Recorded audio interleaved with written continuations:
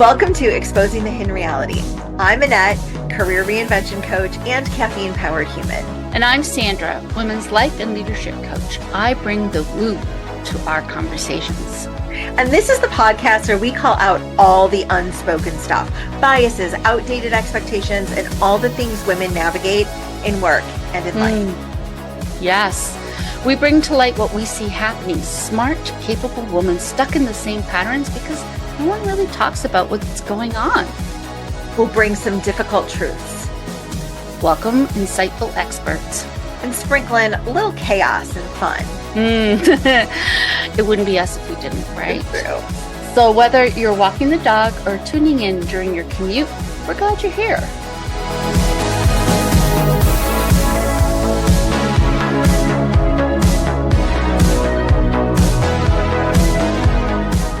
Let's do this. Let's do this. You want to do the let's do this together? Like 3, 2, 1, let's do this. All right, 3, 2, 1. Let's do this. Hi, Whitney. Good morning. Good morning. So nice to have you with us. If it's okay, we'd love for you to take a couple minutes and introduce yourself to our audience and tell us what you do. I would love to. My name is Whitney Duenas Richardson. I am the founder of Global Sprouts. As a Chamorro and Dutch mom from the island of Guam, I moved to the mainland in 2013, had my daughter, and now I'm on a mission to turn the next generation into the most powerful, globally empathetic, and curious generation. Yes. I love to definitely not be assholes. Yes. Oh my gosh, yes. Yes, that is amazing. And we talked a little bit about this before we hit the live button, but your website is so adorable. And there is this one young boy on your site that is so excited. So what does Global Sprouts do exactly? And why is he so excited? Yeah, so he is so excited because he was opening up our Australia box with kangaroo puppets inside of it and clapsticks and boomerangs and everything that talks about the culture of Australia. And so in a Global Sprouts kit, we have an educational booklet, a story based on our figurine who's called Globey, traveling the world and hanging out with kids of every culture. We have activity guides for kids 2 and up. 2 through 8 would be, for this first round of boxes, would be the ideal demographic. We are launching some printable items for kids older than 8. But toys, crafts, games, experiences to really understand other cultures. And if anything, taking one little piece away. And I'll share a cute little story as my daughter is bilingual. And we started the concept with the country of Spain. And Slater would come into our room every day and say, "Hola, mama," and use her red silk scarf for the flamenco dance and like wave it all around. And I was like, this is exactly why I'm doing it, because I'm taking one piece of every other culture and making it our societal norm in our home. I'm from Guam and I'm Dutch. So she knows a little bit of Chamorro language, definitely knows Spanish. She knows some Dutch words and English. So seeing her thrive and understand that, and my husband's full American from Virginia Beach area.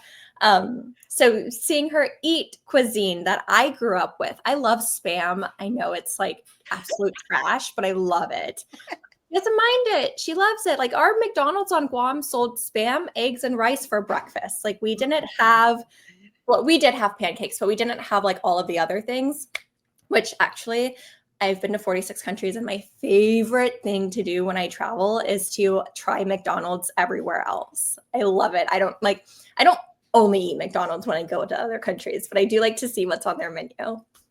Yeah, that's got to be a fun activity, like to stop in and be like, okay, how does it vary? How is it the same? Yeah, it's a good touch point when you're visiting. So you got this idea when your daughter was little, or you got it when she was older, or you were already doing this as just like how you wanted to raise her to be culturally aware? What a loaded question. Okay. It's not just one question. It was like 7, I feel. It's not. So I'm going to back up a little bit. My story starts. Ooh, how am I going to do this? Okay. My story started in 2016 when I got into a life-threatening car crash. And I was in the middle of Alabama. I went to one hospital. It was 5 days after my 18th birthday. I was driving back to college. So I graduated high school at 16, and I graduated college, boomer sooner, at 19. And I was driving back to school after my birthday. It was November 3rd. I had hit 50 feet of guardrail, hit an overpass, flipped my car a few times, went to a small hospital, and they said, here's a male police officer. You're going to a hotel until your parents can get here. 5 days after my 18th birthday. Truly wild. I don't remember anything. It's been almost 10 years now, and I'm slowly remembering some things. But what happened was, at some point of me being knocked unconscious and not remembering anything, I looked at the male police officer and I said, I need another opinion. My little friend's brother was intubated incorrectly. Do it for Drew. And he ended up passing away in an ambulance. And I told the cop that story, and the cop said, you're right, Whitney. You need to go to another hospital and get another opinion. So if it wasn't for him, obviously a great cop. If it was someone else, it could have been a totally different story. And he got me to University of Alabama, Birmingham, thank God, because I was there, and they immediately called my parents and said she will die from internal bleeding if we don't operate on her immediately. So they saved my life. I was in a coma for a few days, got out of it, went back to college by Thanksgiving, and then I had a TBI, so I had all of the certain accommodations for that. Graduated college at 19 still, moved to Europe. Long story short, all of that to say, opened up my first business, which was a fitness studio in Virginia Beach. Well, that area, Newport News, really, if I have any Virginia listeners. And that was my first experience. I learned a lot of things from that business. One being I loved building a community. That was my largest takeaway, was I thrived. I brought a totally new boutique fitness studio concept to the area, and I needed to because my health. I've had 2 actual full-time jobs. Other than that, I've just been beating to my own drum. And my one takeaway was I love the community from this. So fast forward, it was COVID. I sold it for 400% profit, all the equipment for that. Moved down to Florida and had my daughter. And my one thing was Chamorro is a dying language, unfortunately, and I'm trying to learn more and more of it and teach my daughter it. But Spanish is highly spoken in America. And if I want her to thrive, I want her to know another language. And that was one of my main points when I had her. I was like, look, my husband doesn't know Spanish. I know a lot of the vocabulary because I know Chamorro. And we use a lot of the same words. Not all of them, but quite a few. And I want her to know Spanish. And actually, probably 3 of my friends said, why would you ever teach your kids Spanish? They're never going to remember it. I have kids that come in my kindergarten classroom that don't even know English yet. And the more I thought, I was like, you guys realize I'm from Guam, right? Like, I'm not the American that's going to be like, okay, you're right, I'm not doing that. I was like, no, I'm definitely doing it now, especially that you're telling me not to. And hearing people say, no, you shouldn't teach your kid another language, that I would have considered like my close friends. I was like, there's definitely a stigma here of why are we learning about others when we can't learn about our own history, which our school system doesn't really teach authentic history anyway. So like, I don't know what we're really being built upon. But when I moved from Guam to the States in 2013, I became Wit from Guam within 30 days. So like all my social media handles, everything in my life, my personal branding, it's all Wit from Guam. Side note, if you want to find me, that's where you find me. Wit from Guam, everything. And I was like, wow, it's so crazy that Guam is this huge U.S. military island that no one really knows. Like if we went to war in Asia, like Guam would be our main hub. And so I was like, that's crazy. Like no one knows who Chamorros are. Like we're this huge military place in the middle of the island. Like how do you not know what Guam is? We're a territory. So when coming back to my original story about Slater, I wanted her to know where she's from. I didn't want to have to move back to the island because it's so far away, and being an entrepreneur in a totally different time zone when I'm targeting Americans is not the most easy thing to do. Right. And I looked around and there weren't resources that talked about the people. Everything talks about geography. Go to France, you'll see Paris, you'll see the Eiffel Tower. And I'm like, no, what do Parisians do?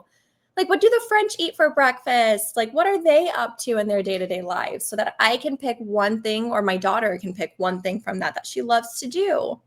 Does she love to be outside all the time? And does she like to eat the beignets? Does she want to do the flamenco dance from Spain? And so as we created these boxes, it really stemmed from not having a resource to teach her about another culture that existed. Long story short, long story long, I guess I should say. So Whitney, some things you don't know about me, and perhaps our viewers don't know about me. I was born in Uruguay in South America. So Spanish is my first language. I learned English as a second language when I moved to Canada. I'm currently living in the US. And when we moved to Canada, I was 5. My mother did not speak English until I was 9 or 10. So Spanish was the only language we spoke at home. Well, actually, that's not true. It was our primary language, but my mother did at some point force us to speak in English to her so that she could learn how to speak English. Travel is a passion for me. I've been to a lot of places. I'm still have a bucket list of places that I want to travel to. And it is such a passion for me that I have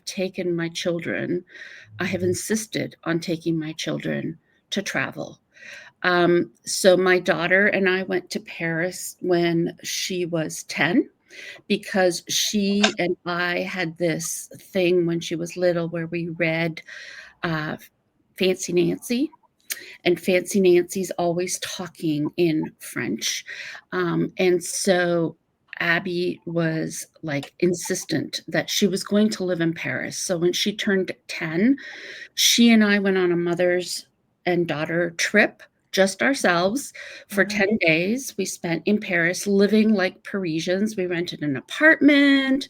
We shopped locally. We did the touristy things. Of course we did, but she was 10. So it wasn't like she had a ton of stamina to like visit all of these places. So we did what Parisians do. We just hung out, right? And last year, my boys graduated from high school and I went on individual trips with them. My one son wanted to go to Venice.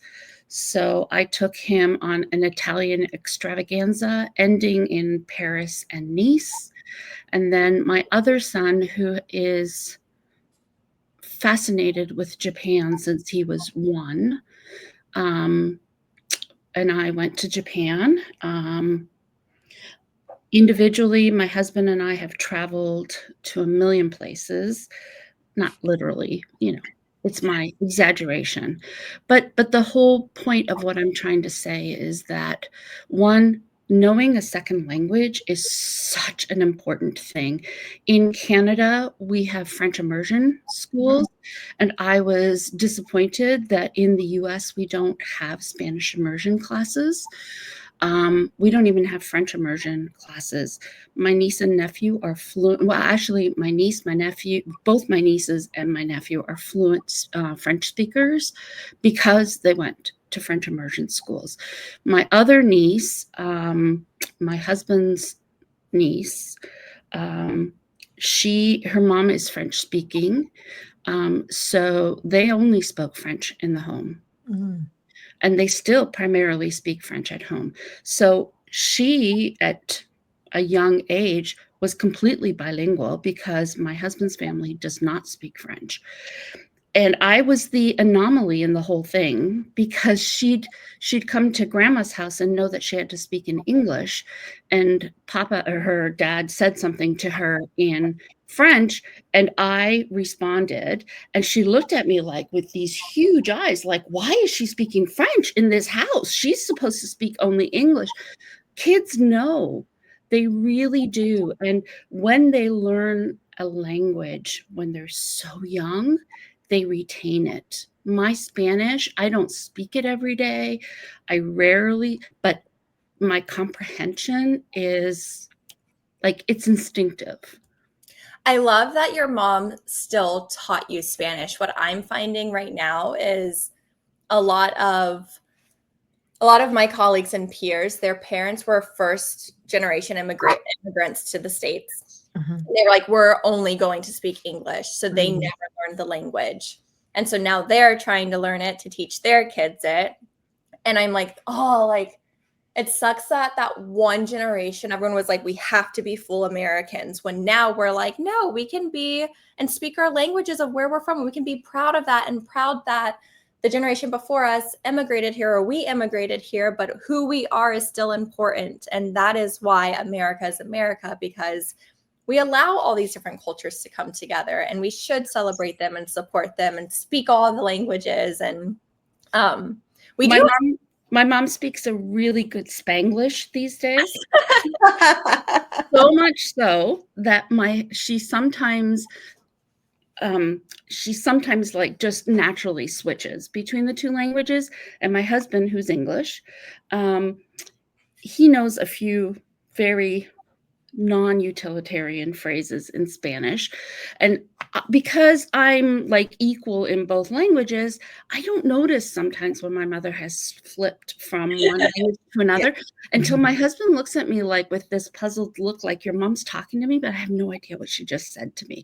And that's when I realized, oh, wait a minute, right? Okay. But yes, it's I find that as I get older, I'm doing the same. It's whatever language the word comes faster in. Yeah. And same with like my daughter's, I can see her thinking she knows her body parts in English, Spanish, and Chamorro. And today we played I Spy, and we did all the languages on the way to school. And it was so cool to see her like instantly change. Like, you could do Fafa is armpit and Chamorro, and we could do like that. And then I would say manos, and then hand, and then feet. And like, just seeing her like go back and forth, I'm like, this is mind blowing that she has that vocabulary already. And then Chamorro is, this is not culturally correct. So if any Chamorros are listening, I'm sorry. But in my head, it's the easiest way to describe it is a bunch of languages mixed together. It's an Austronesian language. But as we make these culture kits, which are so cool, is we offer these flashcards and words in Tagalog, which is Filipino, or the language of the Philippines. I can recognize the word because I know it in Chamorro. So it's like Tagalog mixed with Japanese, mixed with Spanish. And I'm like, oh, like if I hear someone speaking another language, it's easy for me to pinpoint where they're from. Having the background knowledge of how different languages came to existence and how they're kind of merged together, and when you're colonized. And now we have certain words in Spanish like pasta and Chamorro. So like figuring out all of those things, it's just like mind blowing how connecting it can be. And to follow along with the connecting, I think that especially right now, it's so important for us to stop the othering process.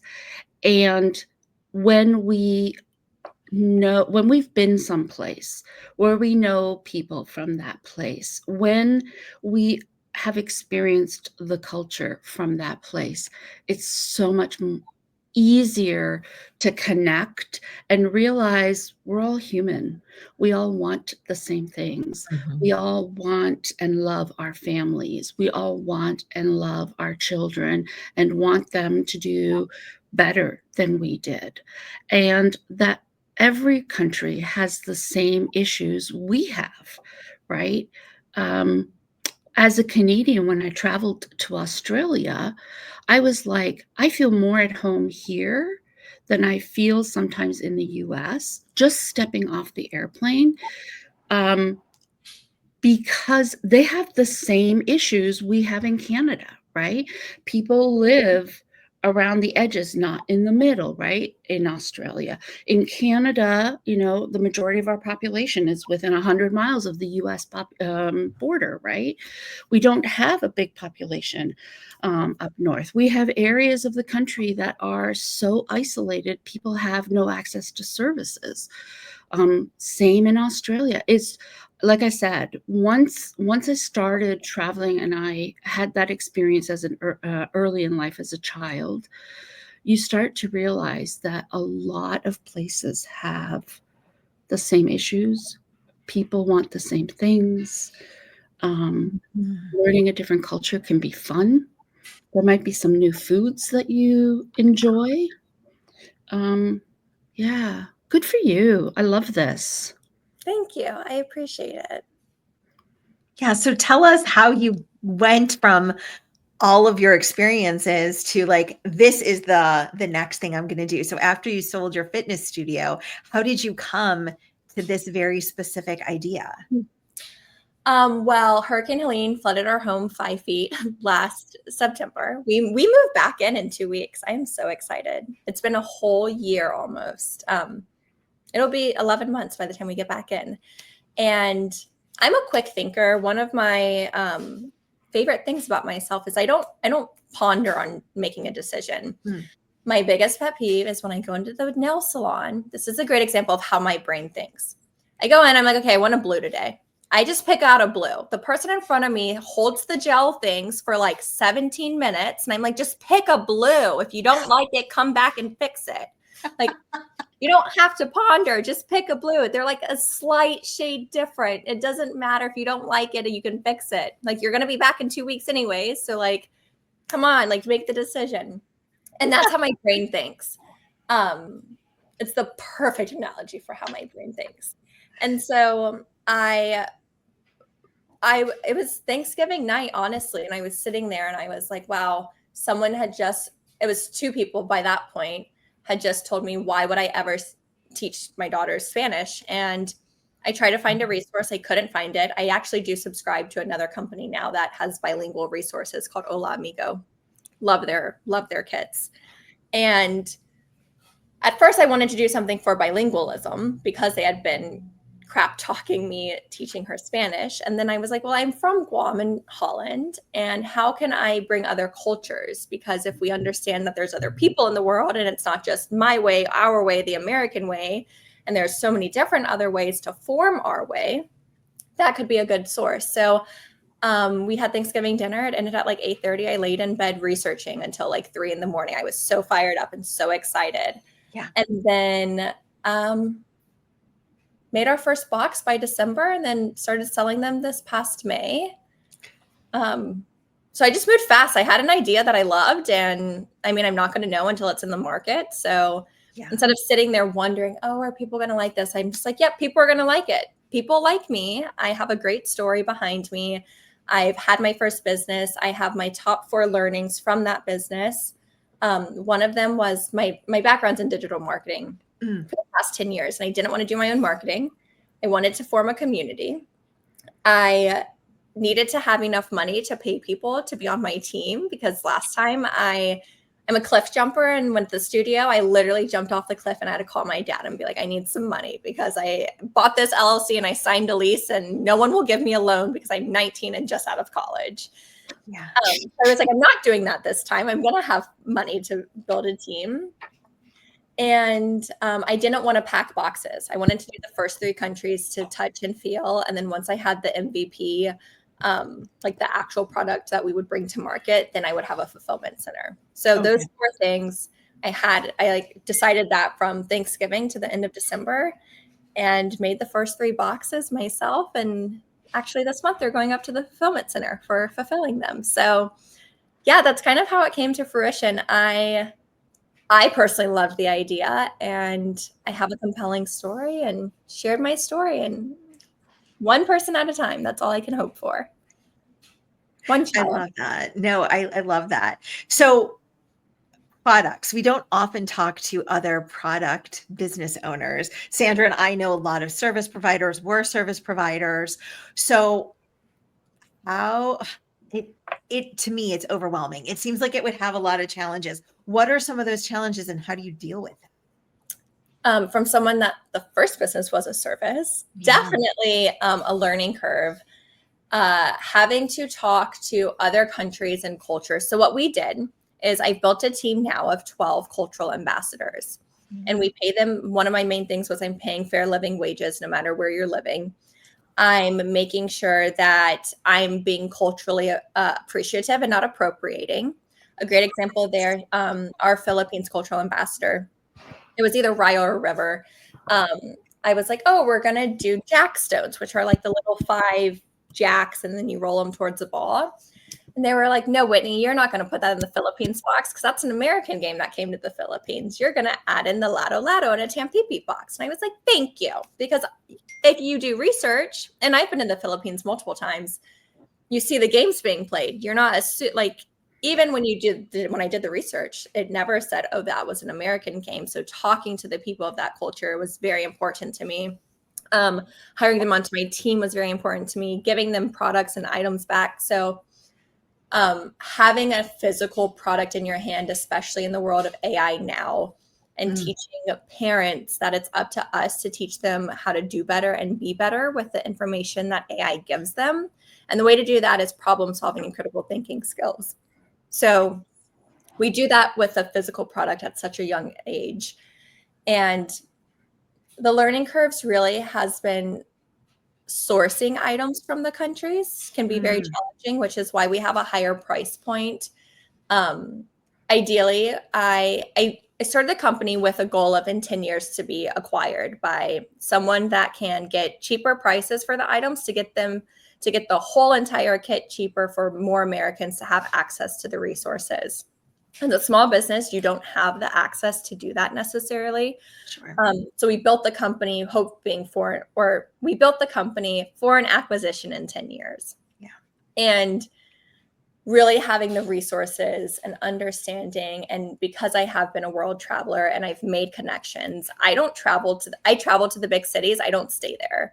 I go to the outskirts. I travel to get away from America. So like, I don't want to travel to be around 1,700 other Americans. I want to be around the people of that country. So we go to the outskirts, and I've met at least one person I still keep in touch with from every country I've traveled to. So using my connections to understand cultures better and putting me in contact with others that help with supply chain there, sourcing products, getting them all together, figuring out how to kit them. It would be so easy.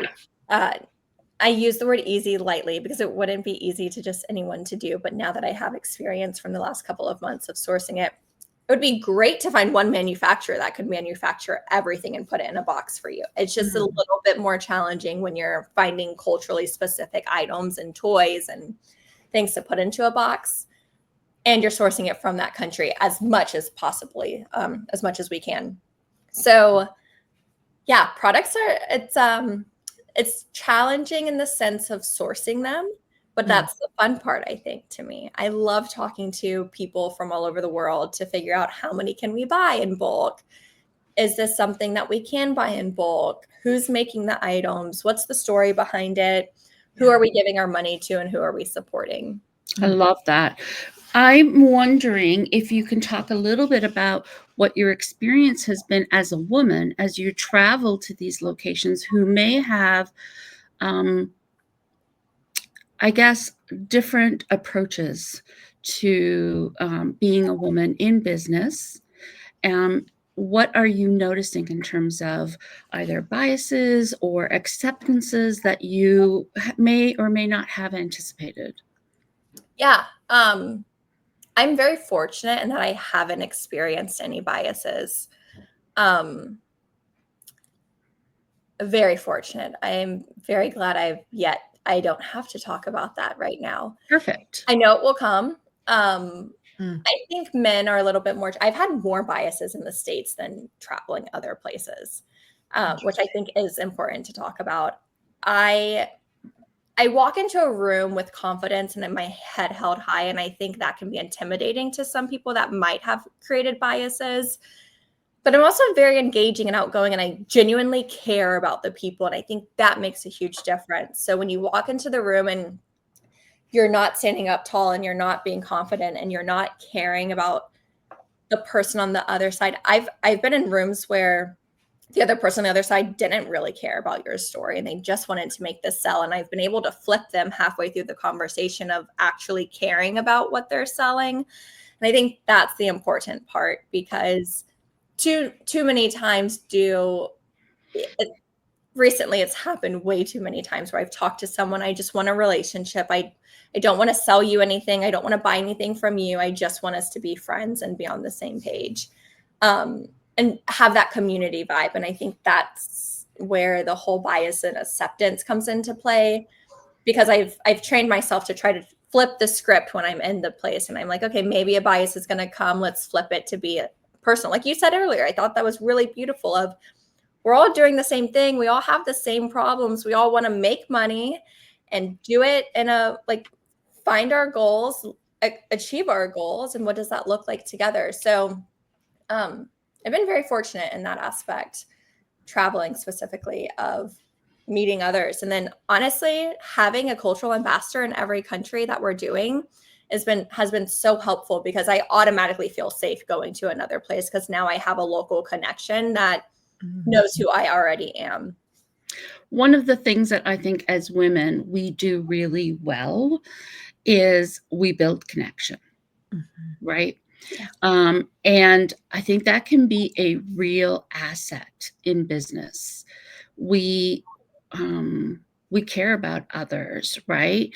We want to do right by others. We want to build connection, and we want to know why. And I think that viewpoint can sometimes be misconstrued as you're not tough enough, but honestly, I think there's a lot of toughness and courage that's needed to have that kind of approach.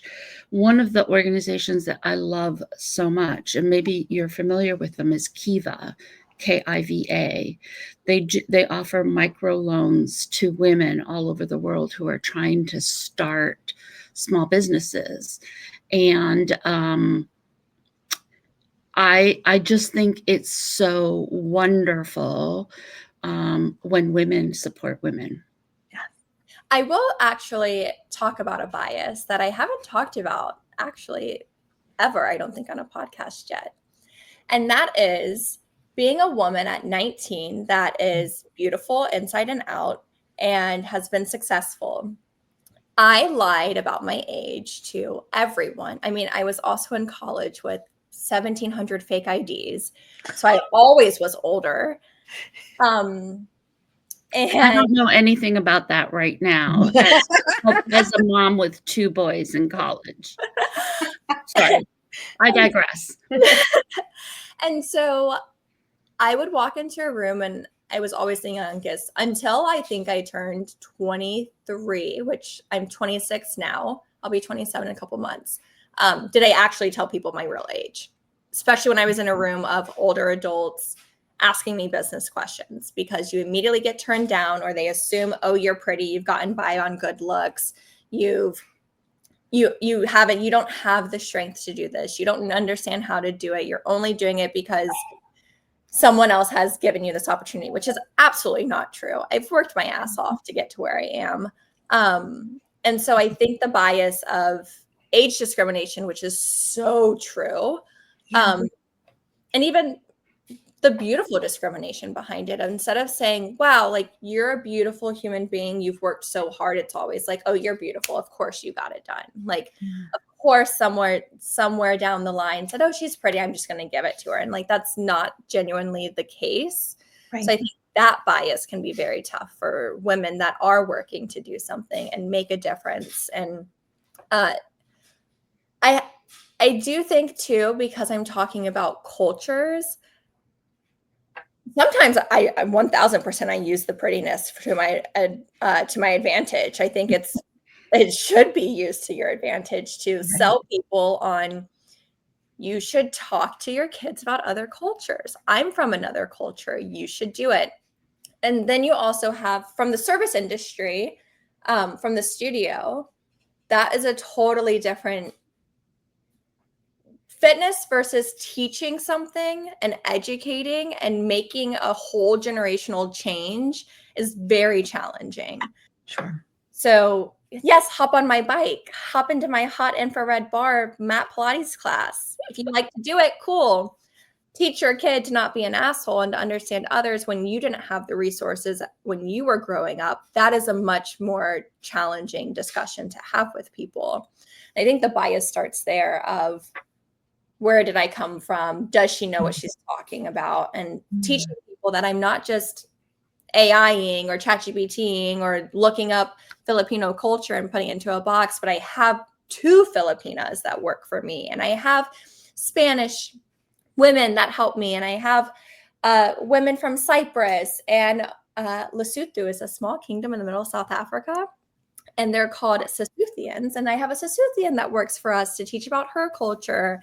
And the way that our group chat in the morning goes off with like videos of kids playing on playgrounds and different types of playgrounds, and like they're happy and they don't have the materialistic things that we grew up with. Like that is like, that's the reason we're doing this, is we're Love this. creating authentic resources, not just another American woman that's sitting down and trying to teach about other cultures. I'm teaching about other cultures because I'm using my platform to do that with the people Yes. of the culture.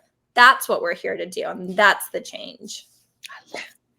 I do. I love it too. And I feel like you've busted down biases, maybe without even thinking about it, but automatically adjusting yourself to address, even though you weren't sure it was going to come up, age or something like that. And then I think the other perspective is, all these unconscious biases exist about teaching your kids about different cultures, or an unwillingness to learn about something else, or how that doesn't diminish who we are, who I am, who you are, but it just makes us more worldly, more interested in other people, how it opens you up to learn about people at an individual level. And then ultimately, once you do that, I think that's when you start to really build community, which sounds like exactly what you're going to do.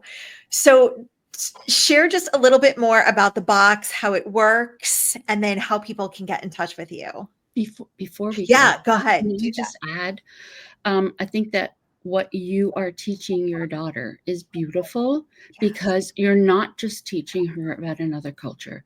You're teaching her how to advocate for herself. You're teaching her how to lead, and how to lead with fairness, and how to lead with self-compassion as well as compassion for others. And that, my dear, is such a powerful lesson that you are offering her. Thank you. I appreciate that. And now all these other kids too Yes. get to have all these other families that get to have a piece of this in their home as well. Mm-hmm. It's really beautiful to see. It's very powerful. It's exciting. It's something that's needed. Every time we talk to another mom or dad, they're like, oh my gosh, I wish I had this when my kids were younger, or now I can buy this for my niece and nephews, and we're going on a trip. Let's learn about it beforehand. So Yes. the best way, and what we focus on in our boxes, is project-based learning. And as project-based learning, there's 4 steps. You're inquisitive, you're wondering about something, you're researching, you're asking questions, you're creating it, and then you're reflecting on it. And that's what our box focuses on. So we include 2 to 3 toys or cultural significant items. We include an educational booklet with activities with drawing, tracing, math, colors. We include the country's flag. We include a story about Globey going on travels around the world. Hopefully we'll add in some figurines so that kids have little play pieces of the characters and the kids of that culture. And what else do we have? I think that's it. So it is a lot. It's a lot packed into a 12 by 9 by 3 box. It's so much fun, and we love it. And every box comes with lesson plans if you're teaching your kids at home for homeschoolers. It comes with digital resources, videos talking more about each of the items and how you can play with them, what it looks like to be played with. And we're really on a mission to help teach the next generation to be better and more globally curious. So you can find a box at globalsprouts.com. We're on social media as Global Sprouts. I'm more than happy to answer any questions. Instagram is Global Sprouts Box. But other than that, Global Sprouts everywhere else. And I'd love to have community conversations.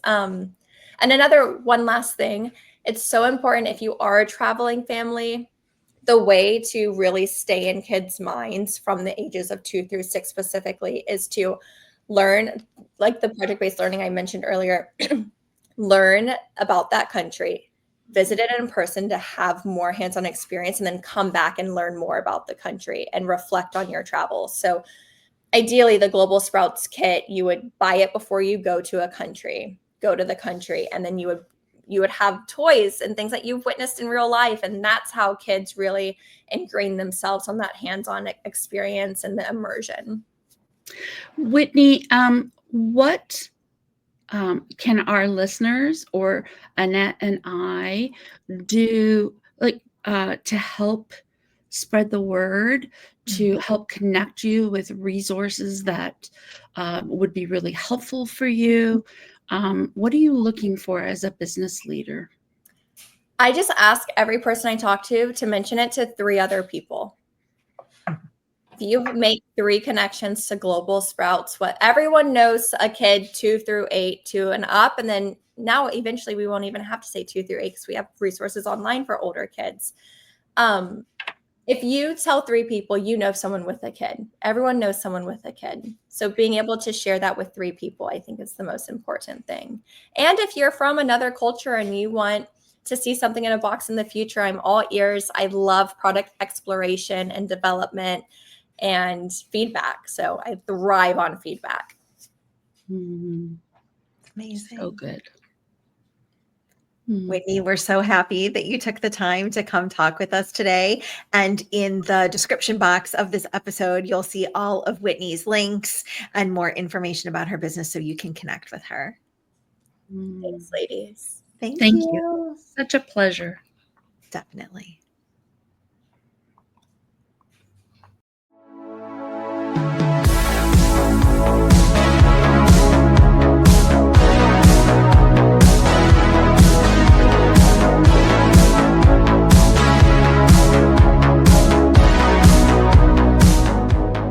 That's a wrap on this episode of Exposing the Hidden Reality. If something hit home or made you snort laugh, tell us. Seriously, we love hearing from you. Message us, tag us, or send us coffee. We love coffee. And hey, leave a review. It helps more women find us and boosts our egos. Which are like fragile, like suspiciously fragile. True. All right, until next time, keep questioning, keep growing, and if all else fails, Blame the dog. See you next time. Wait, did we stop recording? No, we're still here. You have to push the red button. Red button. Cool. Just eternal podcast. Bye. Bye.